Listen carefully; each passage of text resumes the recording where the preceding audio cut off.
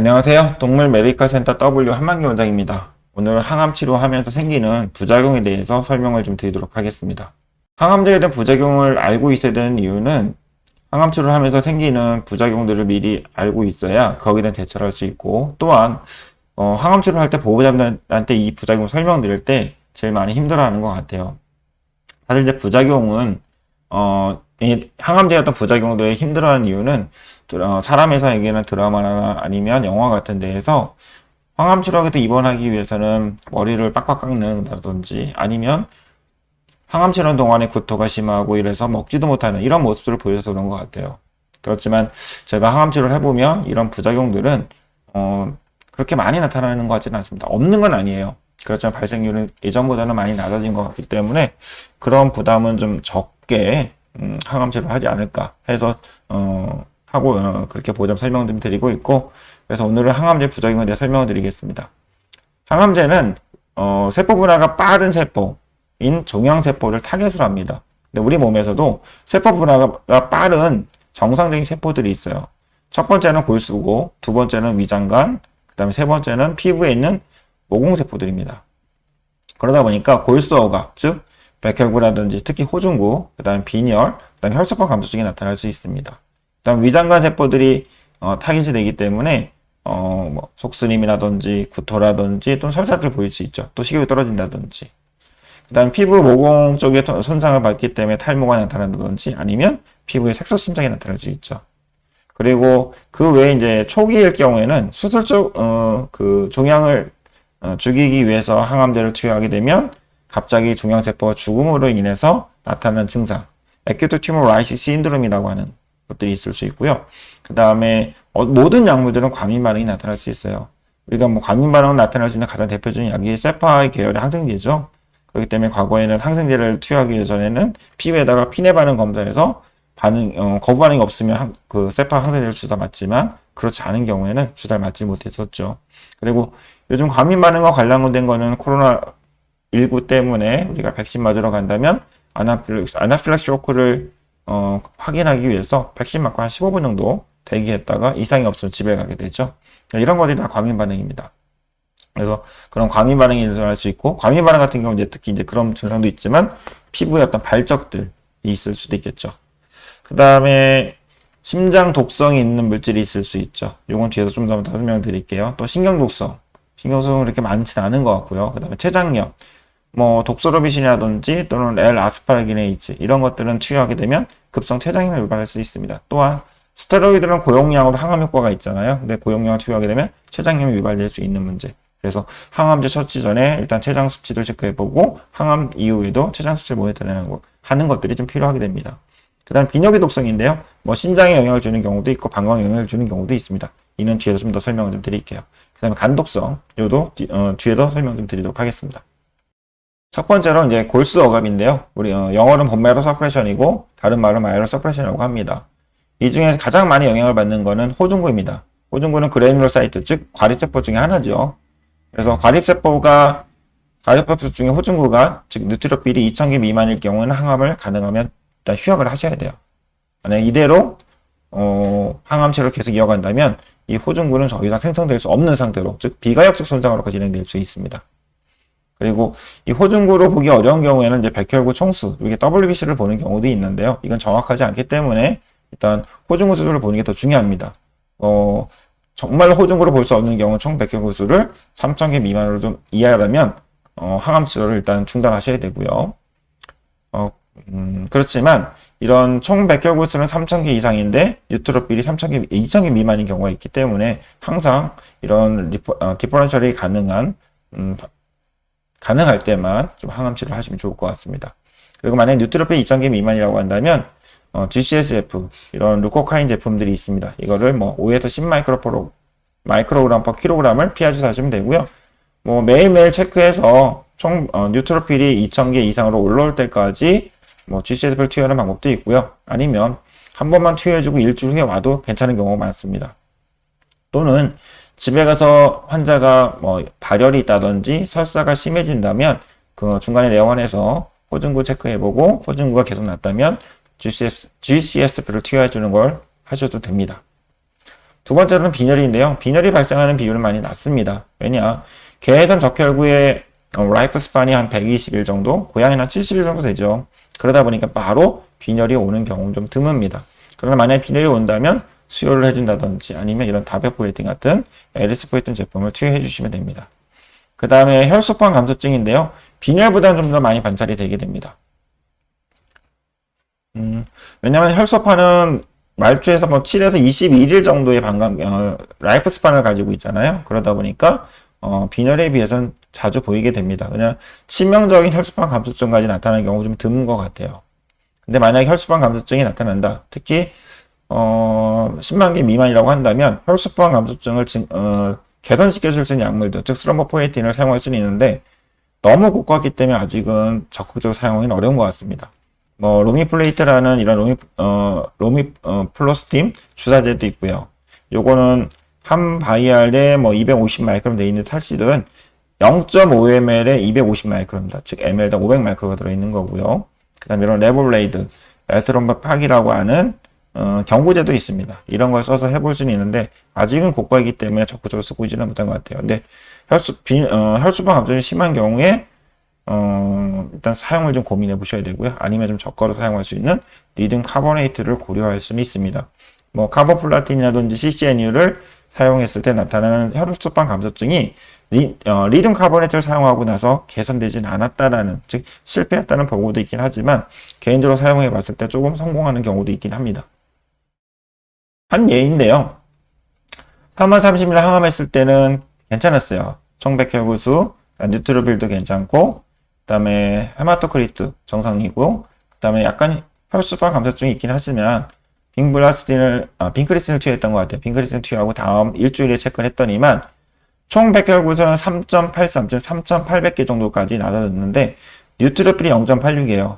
860밖에 안 되죠. 근데 최고는 괜찮습니다. 그래서 이날은 GCSF를 투여하고 일단 항암은 보류.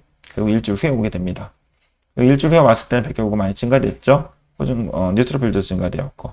그 다음에 4월 7일 날 헤마토크리트, 그 다음에 플레이틀릿 괜찮네요. 항암 쭉 이어나가 보니까 헤마토크리트, 그 다음에 PLT는 크게 문제는 없어요. 중간중간 백혈구 감소증, 그 다음에 호중구 감소증이 확인되는 경우도 있고요. 그 다음에 4월 28일 같은 경우는 총 백혈구수는 괜찮지만 뉴트로빌이 2,700개로 좀 낮아지는 경우 있죠. 이런 경우에는 기준값이 2,000보다는 높기 때문에 항암을 하셔도 됩니다. 항암 왔을 때 항암 올라갔잖아요. 네, 그래서 기준값을 가지고 판단하시면 되고요. 그 다음에 위장관계 독성입니다. 임상 증상은 식욕 감소 또는 오심 또는 구토, 설사 등이 있죠. 오심과 구토의 차이는 뭔가요? 오심은 토하려는 증상이 있지만 구토물이 나오지 않는 경우죠. 구토는 실제로 구토물이 나온 경우고. 그리고 이런 경우에 위장관의 어떤 손상이 심하게 되면 장내에 있는 세균들의 감염에 의해서 발열이 나타날 수 있습니다. 또한 백혈구 감소증이 있다면 이런 발열이 더 심해질 수 있다는 거 알고 계시면 되고요. 그래서 이런 위장관 증상을 줄이기 위해서 항구토제를 항암제 투여하기 전처치 약물로 사용하게 됩니다. 과거에는 메토클로프라마이드를 좀 사용했었는데 초기에는 그렇게 효과는 크진 않았어요. 그러다가 온단세트론, 즉 세로토닌 리셉터 안타고니스가 나왔을 때만 하더라도 야 정말 좋을 것 같다라고 했는데 사실 이제 메토클로프라마이드하고 온단세트론을 섞어 사용했을 때도 그런 위장관 증상들이 많이 완화되지는 않았어요. 완화되긴 했지만 그래도 많이 좀 관찰이 되었었습니다. 이 온단세트론은 이런 조프란이라는 제품이 처음 나왔던 거고 지금은 특허가 풀렸기 때문에 다른 제네릭 약물들이 많이 나와 있죠. 저희도 이제 조프란보다는 온세트론 같은 약물을 좀 사용하고 있고요. 그 다음에 메로피턴트라는 NK1 리셉터 안타고니스가 있죠. 이게 나온 다음에는 되게 좀 획기적이 된 것 같습니다. 2007년에 개에서 허가가 됐고요. 2012년에 고양이에서 허가가 됐습니다. 처음 2008년 미국 갔을 때 세레니아인데 뭔지 몰랐어요. 처음에는. 근데 나중에 보니까 세레니아가 상품명이었습니다. 이런 제품이었고 그 다음에 한 바이얼당 20ml 들어있죠. 그리고 ml당 10mg. 그래서 개나 고양이 ml당 1mg 정도 사용하시면 되고요. 보통 피하 주사, IV 하게 되는데 피하 주사 하게 되면 통증이 많이 심해요. 특히 세레니아는. 네, 통증을 많이 줄인 게 프레보맥스였는데 프레보맥스가 최근에 공급이 좀 어려워진 것 같습니다. 그렇지만 이런 메로핀도를 사용하면서 위장관 증상들이 많이 줄어졌어요. 그래서 항암하는 당일만이 아니라 며칠 정도 같이 처방해 준다면 집에 가서도 오심이라든지 구토 없이 잘 지내고 있는 것 같아요. 근데 만약에 여기는 적진 않았지만 오심이나 구토가 심하고 잘 안 먹는다 한다면 식욕조치제인 뭐 타자핀 같은 것도 처방하는 것도 고민해 보시면 좋을 것 같습니다. 피부 독성인데요. 주로 나타나는 건 탈모죠. 그리고 발모 지연되는 경우. 근데 뭐 심하게 탈모가 되는 게 아니라 듬성듬성 털이 나는 거 또는 집에 있었더니만 털이 많이 떨어진다라는 호소를 하시게 됩니다. 그리고 좀 장기간 항암 치료를 하다 보면 색소 침착.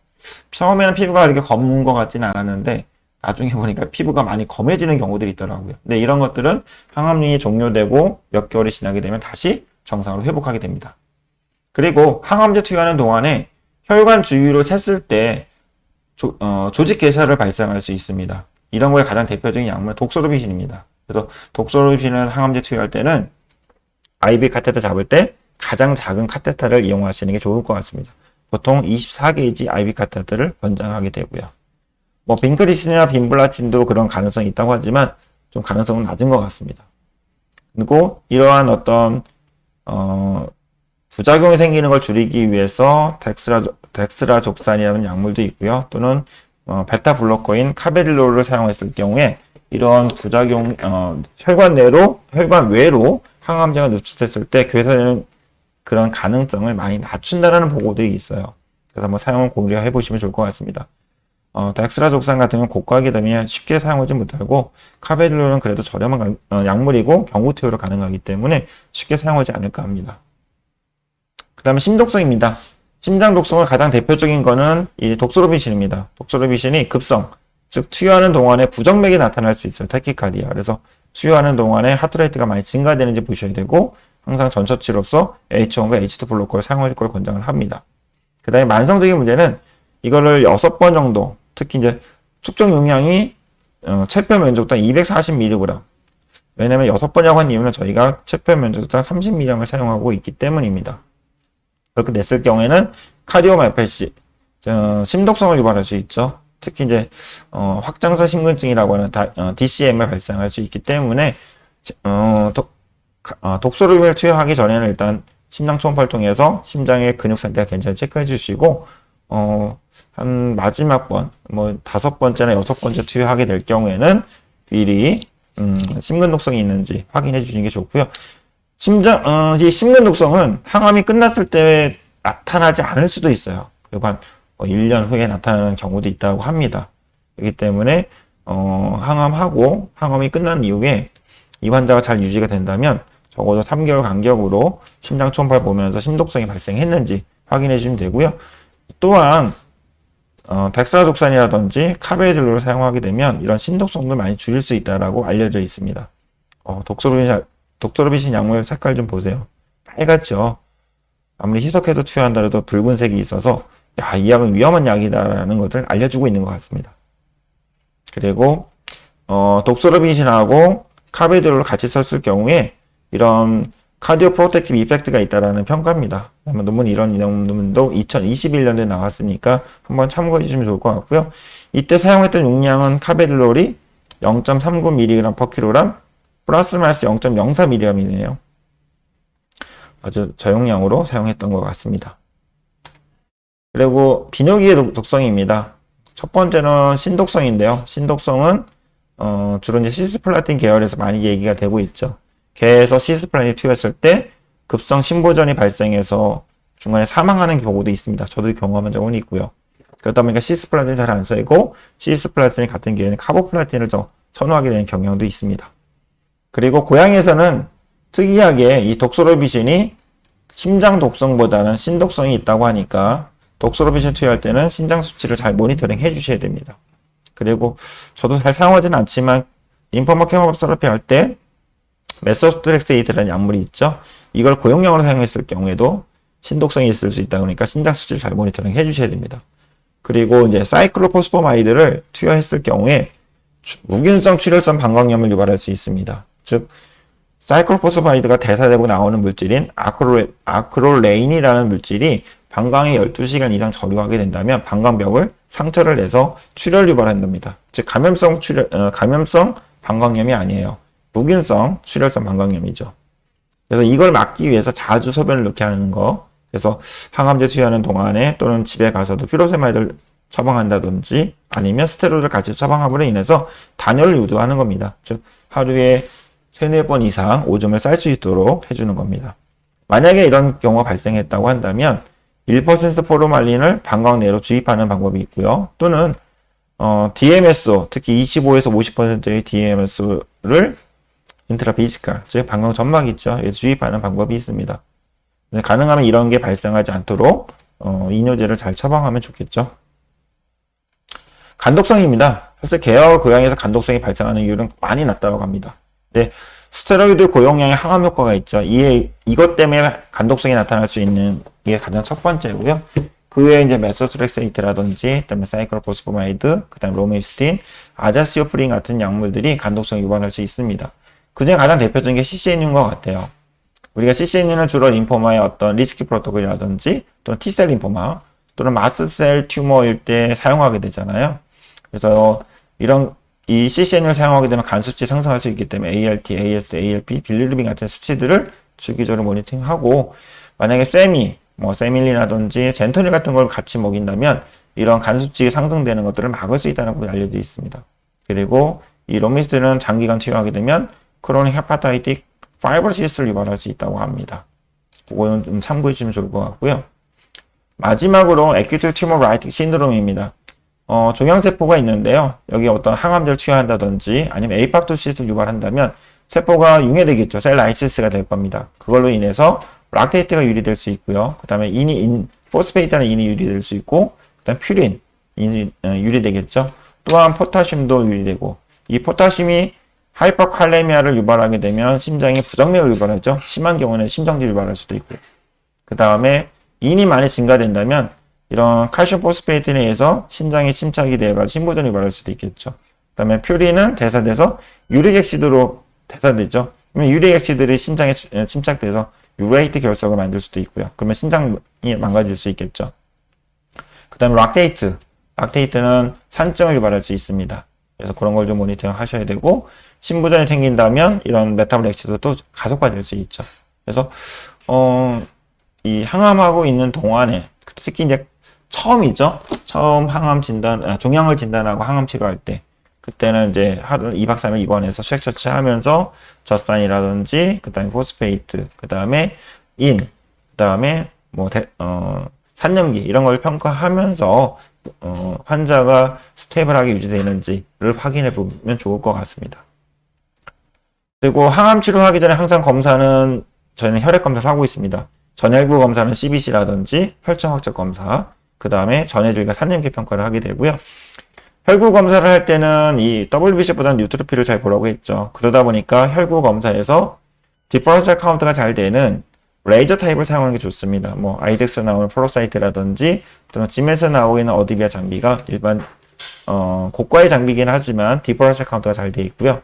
만약 디퍼런셜 할 수 없는 전기용도 방식이라고 한다면 이 혈액도말 검사를 통해 가지고 수동으로 디퍼런셜 카운트를 하고 그 다음에 항암을 해주는 게 좋을 것 같아요. 왜냐하면 뉴트로필 카운트가 되게 중요하기 때문에 그렇습니다.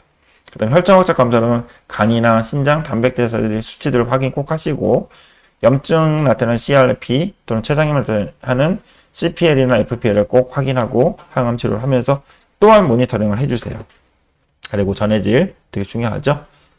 예, 지금까지 항암제의 어떤 부작용에 대해 설명을 드렸습니다. 이 점을 유의하시고 항암 치료를 한다면 좀 많은 도움이 되지 않을까 합니다. 감사합니다.